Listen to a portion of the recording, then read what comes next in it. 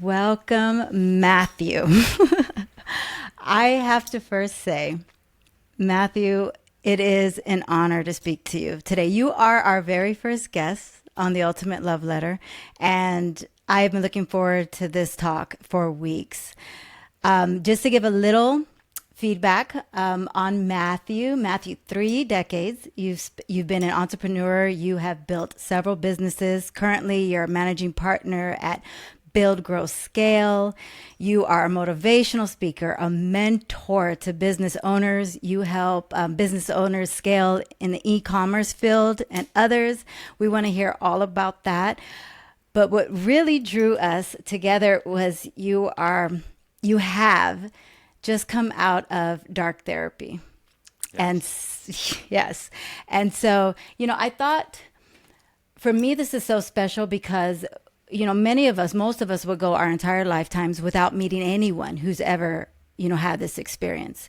So the tremendous value that you're about to bring to just show all of us what you experience, what you've learned, what you now see, what you now know. Like, we're excited to hear about this. So let's dive into it. This is your second time going into dark therapy.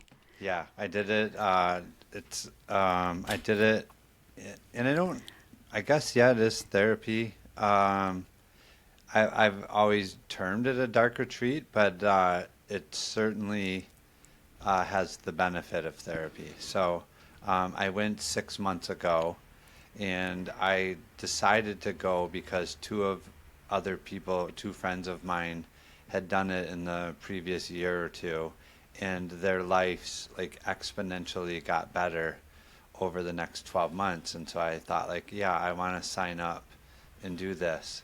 And the place that I signed up for had a year-long waiting list. Oh, Well, wow. a year into waiting, they got a hold of me and said, how about the end of November, beginning of December? And I'm like, yeah, for sure. And that was around September. And so when it started getting closer, I asked them, like, hey, I don't have the flight details and things like that to where I'm supposed to go. And they said, no, it's actually November, December of 2025, not 2024. And so I ended up having to wait another year. And so what I did was, I already had that time booked off. I said, I'm going to find somewhere else and go, and then I'll just keep that one a year from now. So I went into the south part of Mexico to one that I found online, and did my first retreat, and it was so good and had such an impact right away that I said, I'm going to do this in the middle of the year, and then I'll do my final one a year from now. So I will have done it 3 times in 12 months. And so I just completed the 6-month one, and I obviously did the one that I started. So yeah, I'm 2 out of 3 completed so far. My goodness. Okay, so when I think about dark retreat, I know that we spoke about this earlier on. For me, what terrifies me is just going into the complete darkness. And you were in darkness how long exactly? The first time is 121 hours, 121 and the hours. second time it was over 90 hours. So I've been in the darkness now a little over 200 hours, like 5 work weeks. Oh my goodness. And immediately when you go into the darkness, what, because I know the mind is immediately like trying to escape, trying to outwardly say we're in danger here. What was that experience like? What did your mind try to tell you as far as we got to get out of this?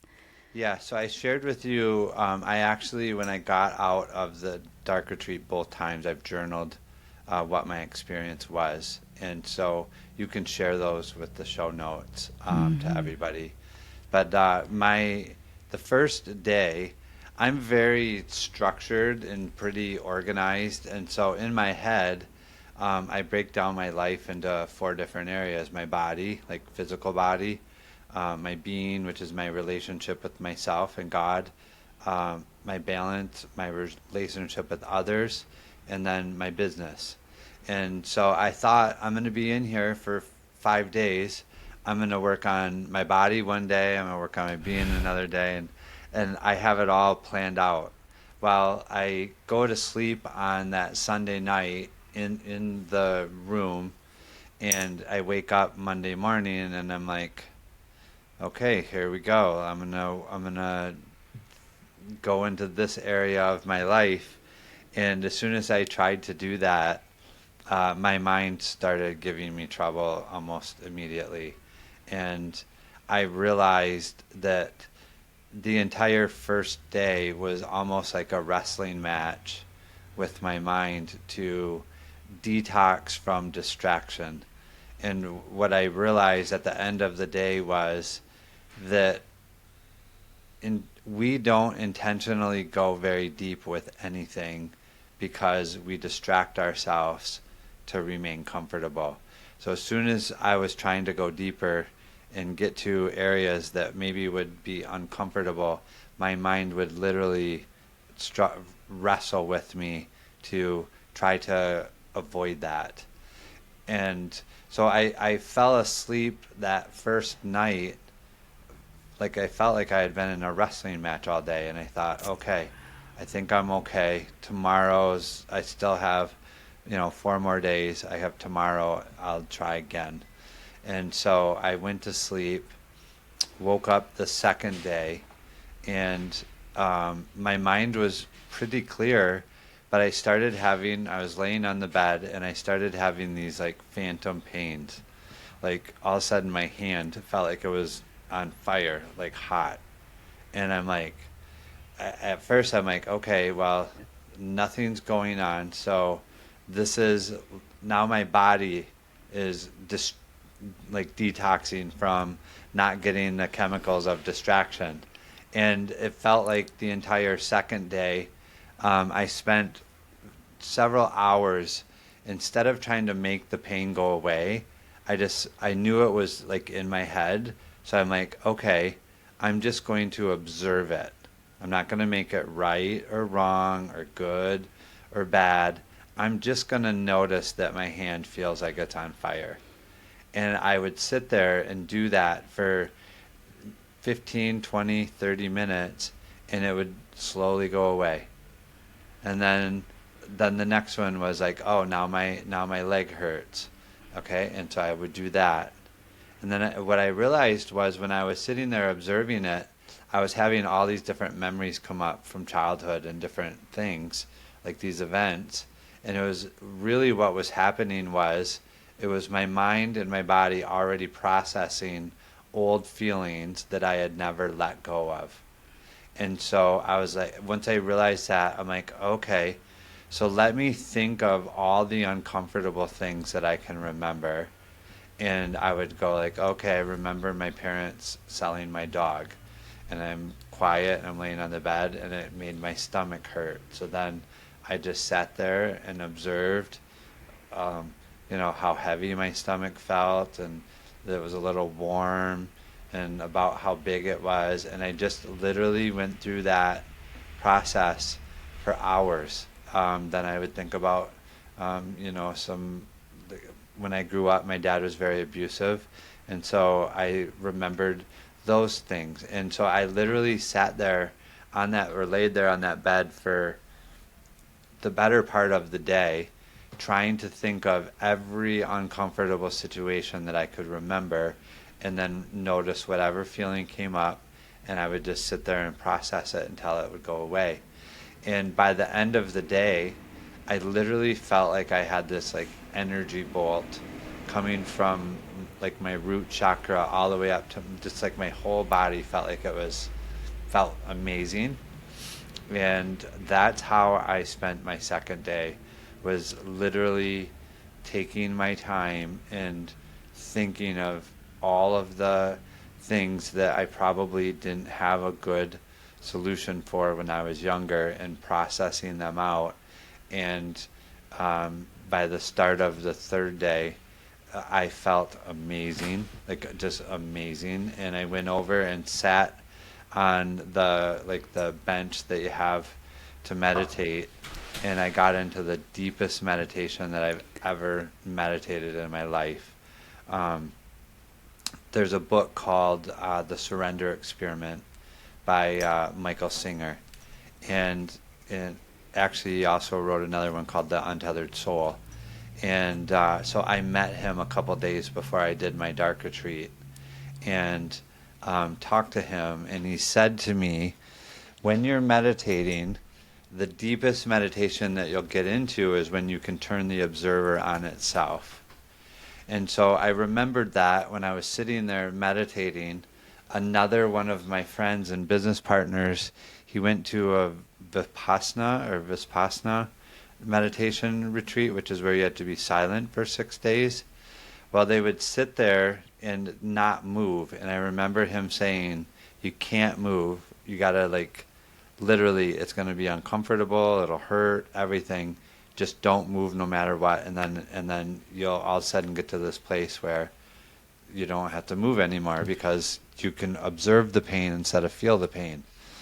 And so that was how that meditation started. I just sat there and I'm like, I'm not moving no matter what. And like your brain will like make, oh, I have an itch on my cheek. Oh, my eye, I got to scratch my eye. It makes all these things, but I'm like, nope, I'm not moving. I'm not moving. And then finally I got into this like really deep meditation, and I was in it for, it felt like a really long time. Like it felt like a really long time. I meditate every day, but it's usually for 10 minutes. This felt like I had been meditating for an hour or two, like a really long time for me. And then all of a sudden, I remembered him saying, because I'm in this really deep meditation, he said, when you turn the observer on itself, you'll go much deeper. And so I was able to do that. And I went to this place of like, is almost like this euphoric bliss. And there was no need, I didn't feel any need to breathe or anything. It was like I wasn't part of my body. And it's really hard for me to describe it because I've never felt anything else like that, never experienced anything else like that. It was pretty amazing. And so that was the third day. And I finally, I remember like I could have sat there, I felt like I could have sat there forever. Like my legs had fallen asleep, and I could notice that they had fallen asleep, but didn't have to do anything about it. I was like, oh yeah, I can see that, but like I can literally just observe it. I don't have to like feel it. And then I finally decided to come out of the meditation, and I got up and walked over to the bed and sat down on the edge of the bed, and I was, ready to go to sleep. And I'm sitting there, and all of a sudden, my mind recreates the room that I'm in and turned the lights on. And I was like, oh wow, my brain literally got so tired of it being dark now, because now we're 3.5 days in. It literally like turned the lights on so that it would feel better. And so I'm like, oh, well, I'm going to walk back over to the bench. And so I get up and start walking to the bench, and I walked right into a concrete wall. I'm like, oh. So my brain recreated the room, turned the lights on, but it wasn't the actual room. It was literally just making it up in order to make me feel comfortable. And so I realized that one of the lessons that I shared in the journal was, I wonder how many places in life our brain has created this image that we think is real, and we just haven't walked into the wall yet to realize that it's not. So we're living our life as if these walls are real because our brain wants us to feel comfortable. And that really is a metaphor for our life of, like, how do some people, accomplish so much or get so much done and others don't? Well, it's because our brain has a different story for each of us. And my brain might have a limiting belief in this area, and so it looks like there's a wall there, but I just haven't walked into it yet in order to see that it wasn't, that it's just made up in my head. It's not real. Oh my gosh. Absolutely. You said, I feel like the mind is making things up to make itself more comfortable. It was so interesting how you said immediately when you went into the darkness that it was, of course, the mind and whatever it was telling you to escape that discomfort. But then as soon as you mastered that, and you just didn't buy into the BS, then of course the mind would use the next thing, your Then physical it started body. using imagery. Yeah. Right, exactly. Right, my hands on fire, your legs on fire. But then the fact that you just gave it presence, right? You just went deep into the pain. And that's so interesting because I know I've learned that anything you give your full attention to, your presence to, that you're just looking at it, will immediately subside. It will immediately dissolve. Yeah. And I know that for me, it took, decades for me to understand this realization. I love that you talked about Michael Singer because he actually teaches this really well, right? I've read The Untethered Soul was like the Yeah. Bible for me. Yes. And so it's bringing it to that presence and just going within, just being the observer of it all. I want to hear more, if you can go into detail about how, for one, I want to hear how you came to meet Michael Singer, for one, days before, which Yeah. that was so Yeah. aligned and Yeah.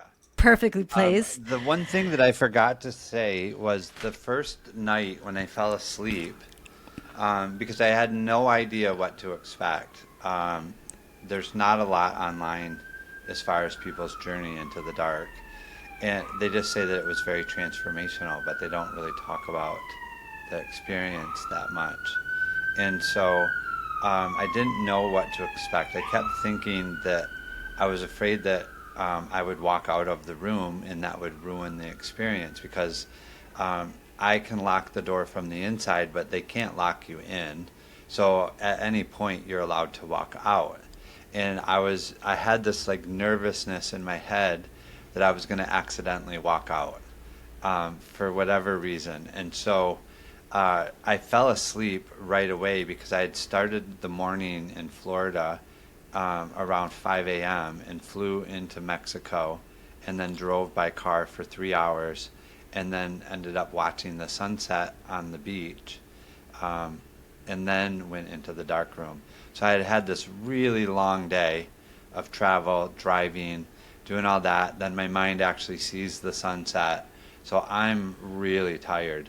And she said to me, she goes, I'll bring your food a little bit later tomorrow because typically people sleep a little longer on the first day. And I didn't even ask any questions. I just said, okay. Well, I ended up going to sleep almost immediately, had really, really vivid dreams. And I had 3 different dreams that I ended up outside of the room and was looking at the building and I had walked out. And I'm thinking like, oh no, I have to get back in there.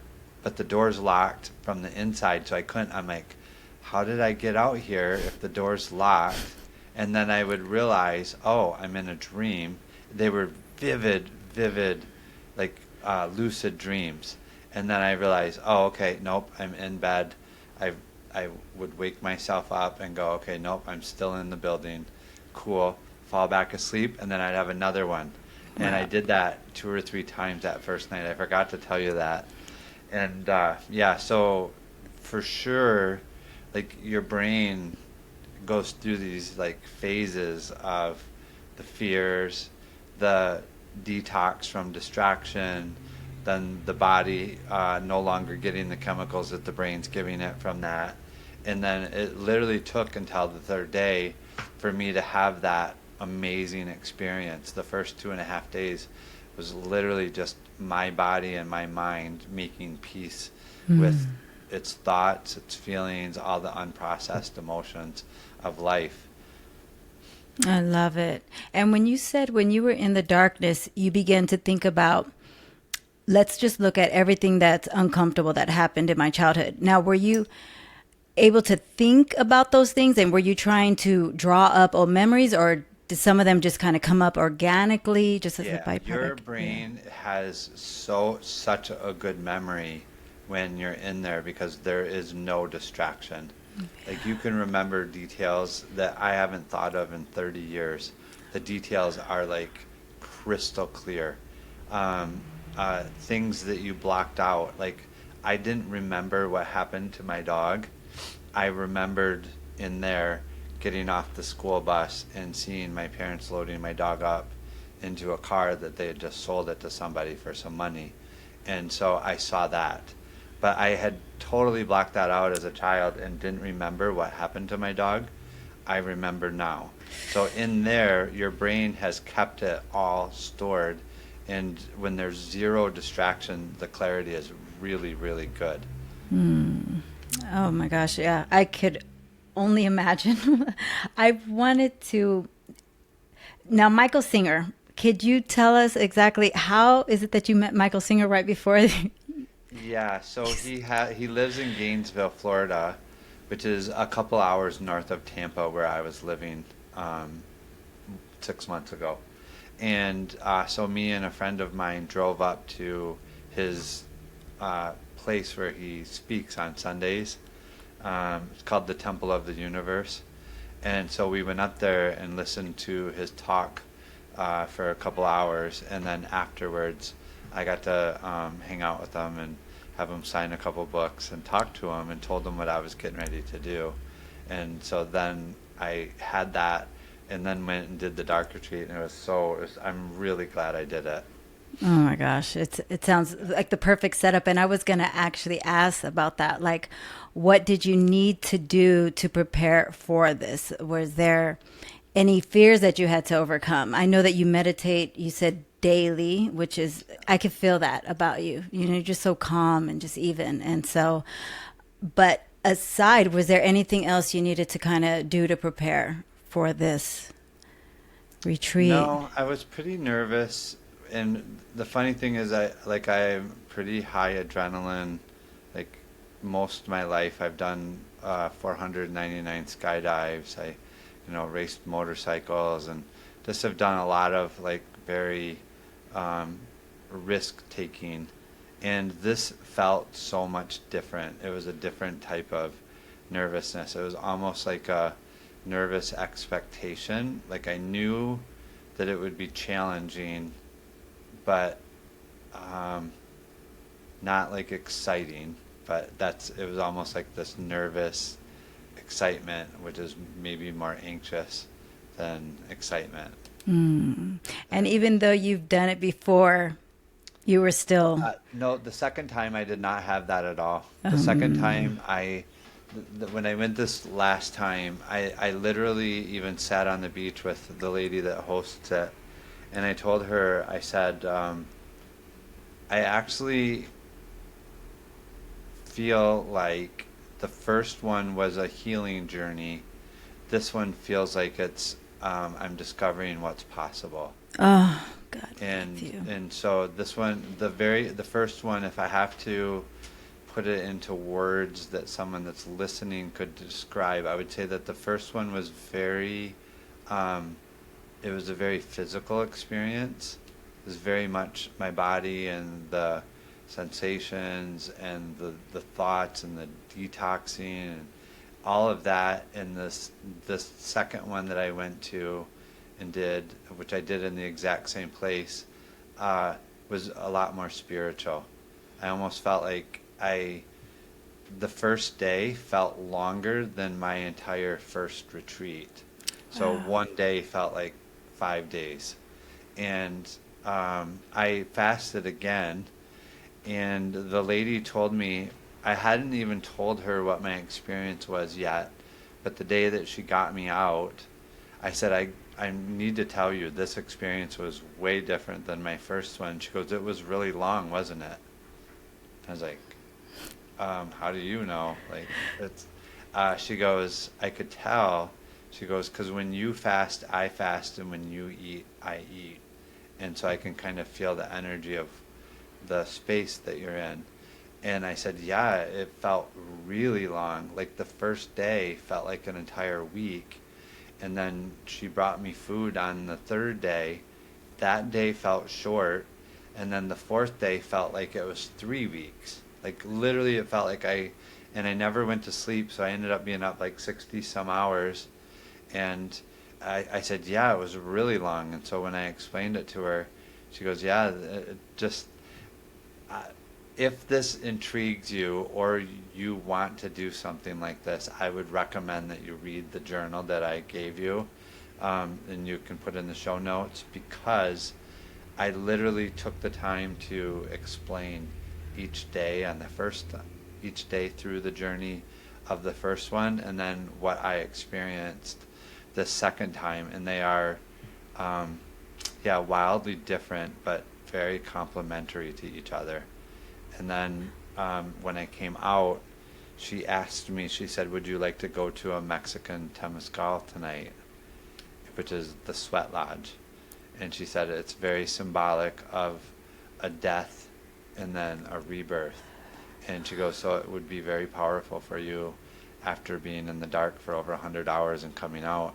And I'm like, yeah, of course, I'll go. I'm a little tired, but, I'll figure it out. And then that started a whole nother journey for, that I share in there. But that's a story for another day. Oh my gosh. Well, for one, I can't wait to read. And you said this retreat showed you what's next, what's possible. So, what is possible? I think that our mind is the only limitation. And I Yeah. think that uh, the more we challenge, or that we're willing to challenge ourselves to do difficult things, the payoff on the other side of that difficulty is a new freedom of what's possible. So I literally feel like I did hundreds of hours of deep work on the second journey, because the first day felt like a week, the second day felt like a long day, the third day felt like 2 or 3 weeks.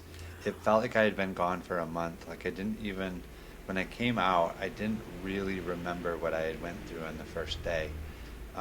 It felt so long ago.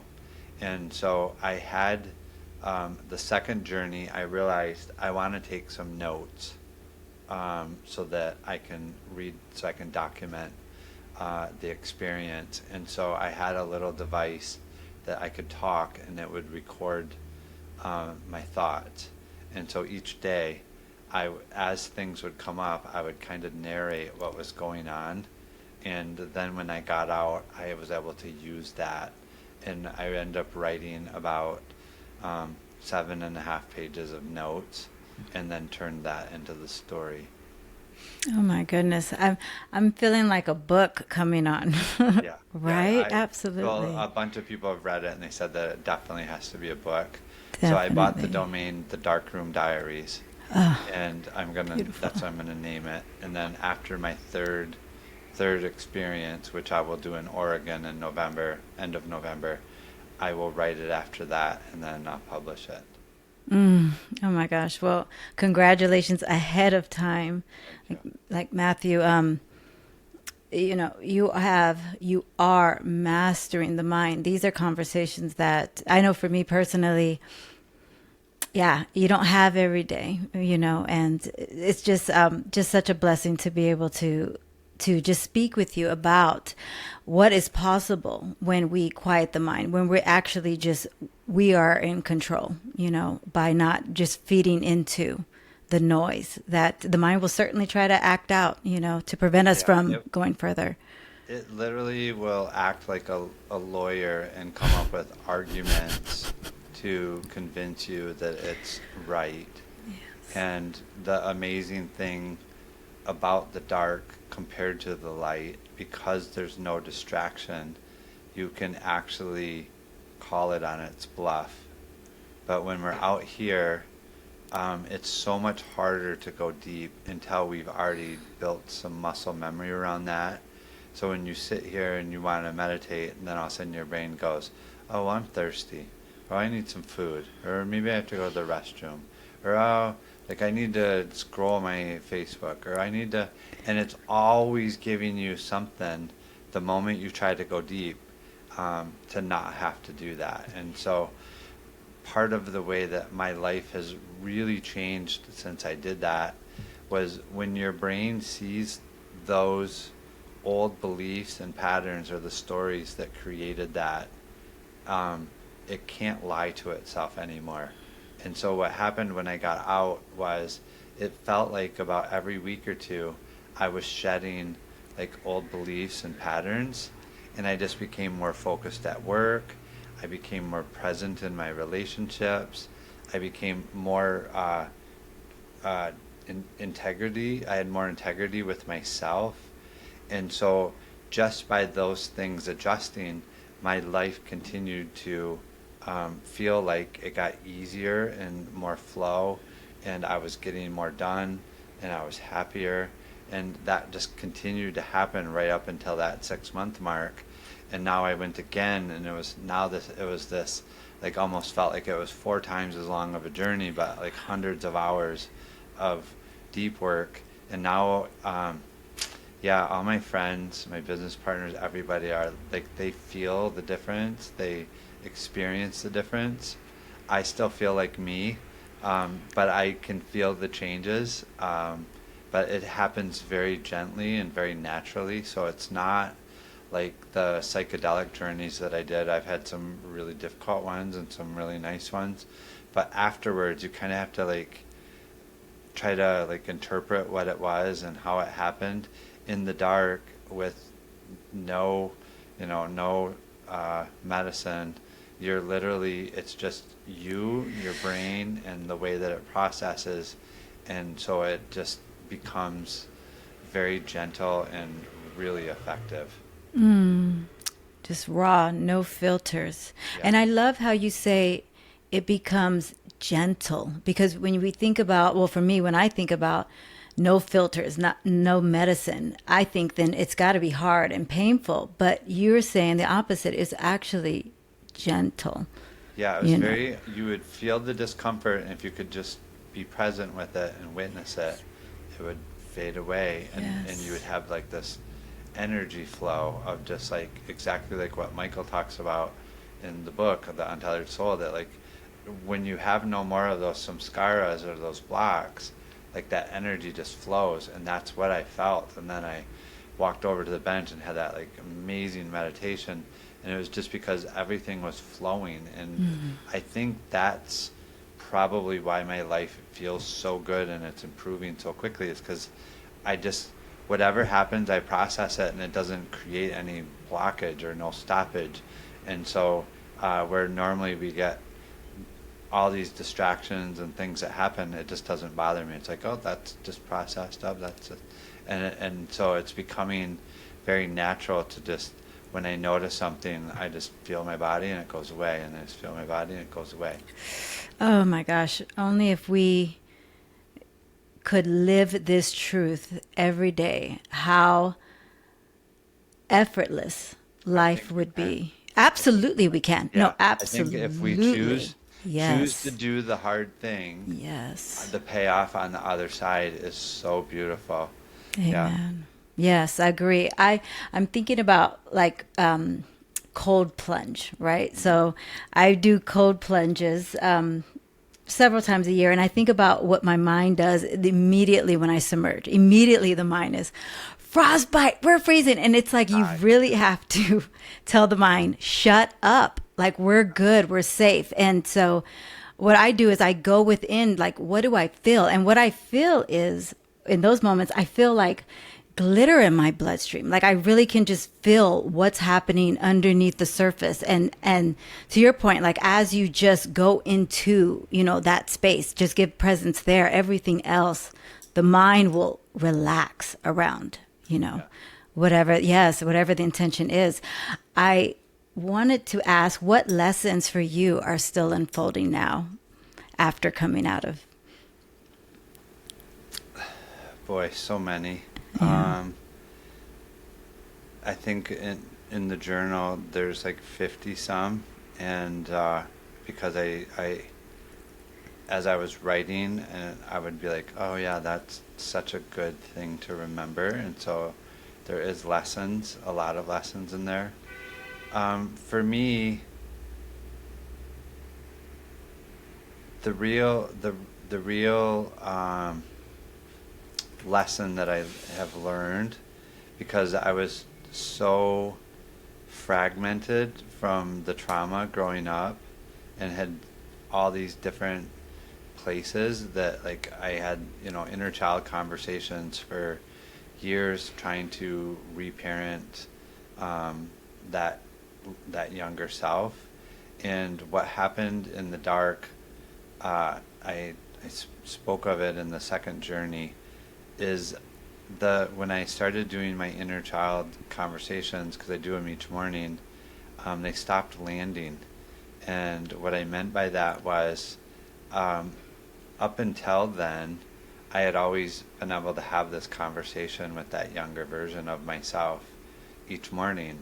And after the dark, I realized that it didn't feel the same, and it didn't feel like I was connecting.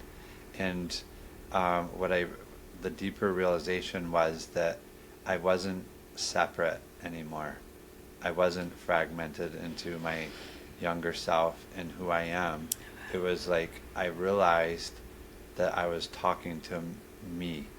And so in the dark, the fragments literally processed out, and I became whole again. And I think that was really what the gift was that you unlearn all of the wrong things that you do that create safety for you when you're little, but then create a prison for you when you're older.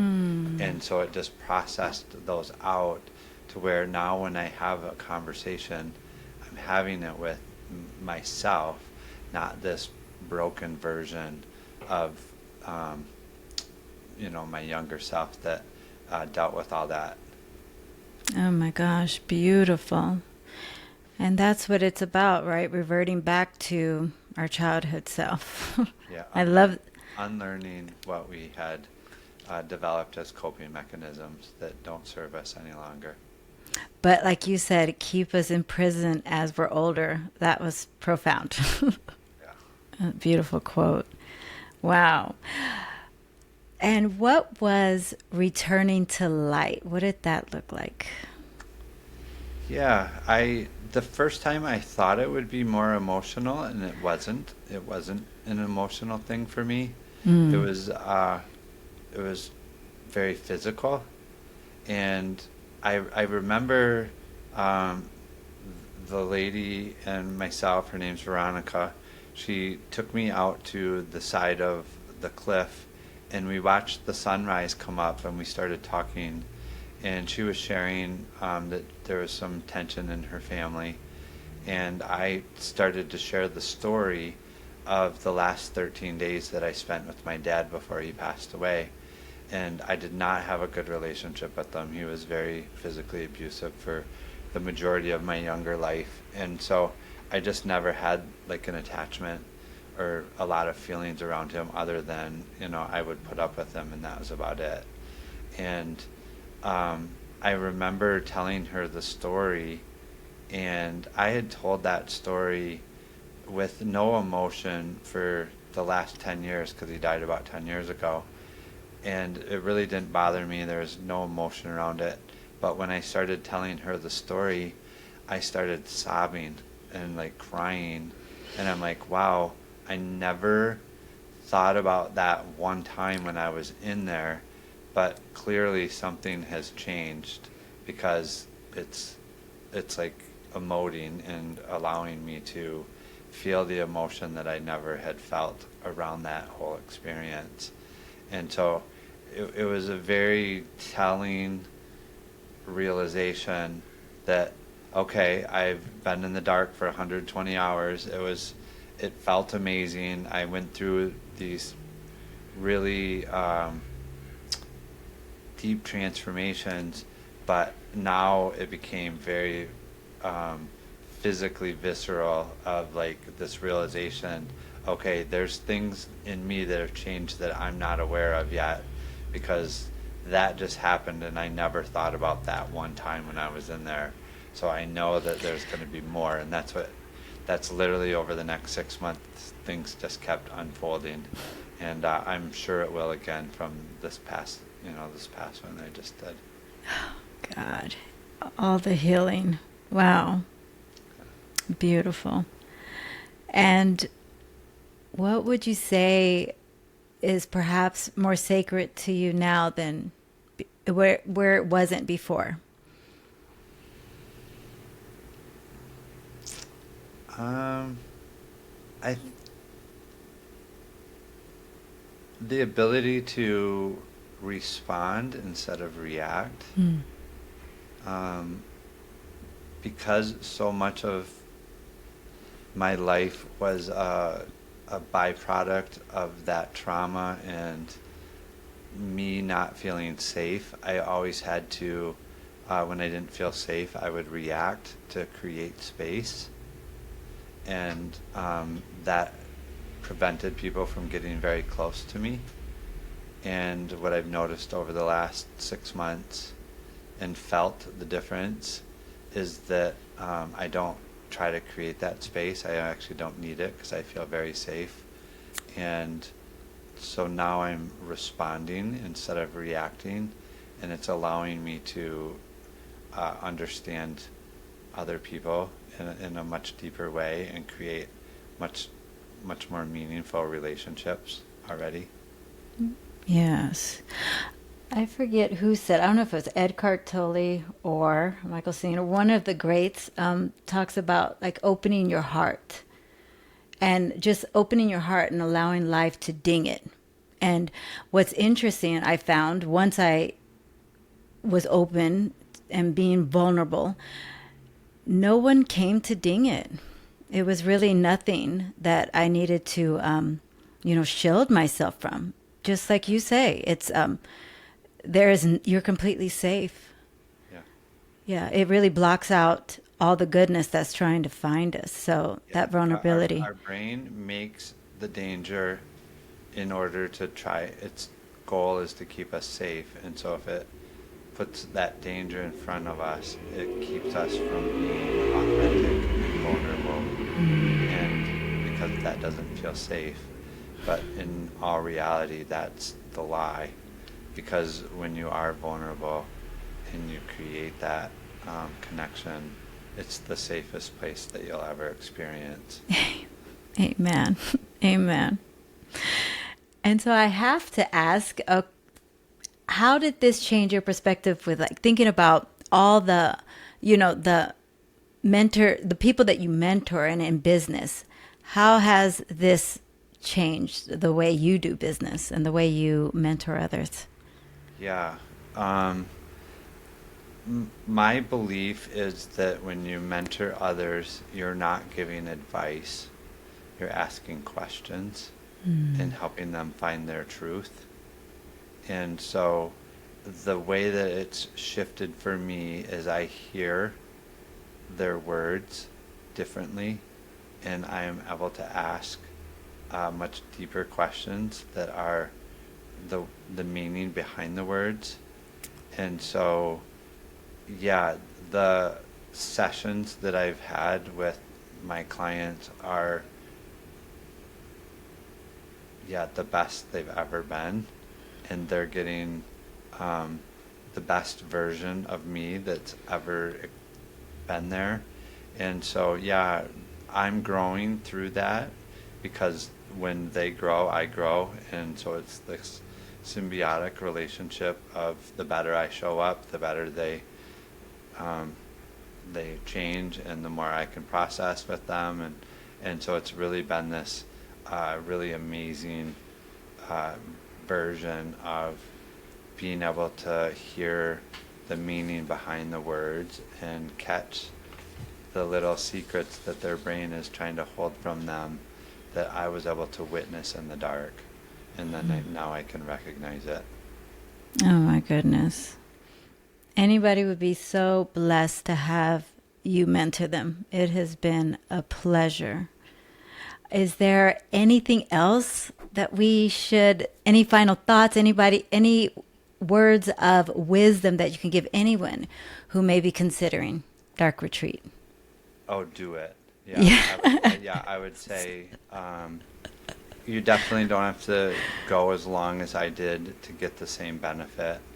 Um, the average is 3 days, and on average, 53% of people walk out, they say. So about half the people make it 3 days. And so I would say, be gentle with yourself and give yourself a full 3 days, because for me, that third day was so incredible. Uh, that's the experience that I wish everyone would have. And then you would know what's possible beyond that. I can't even imagine what this next retreat is going to bring you. Like, Yeah. it's the rabbit hole just goes so far, right? It's so deep. Yeah. Yes. Well, thank you so much, Matthew, for speaking with us today, speaking with me. This has been Thanks for having me. tremendous.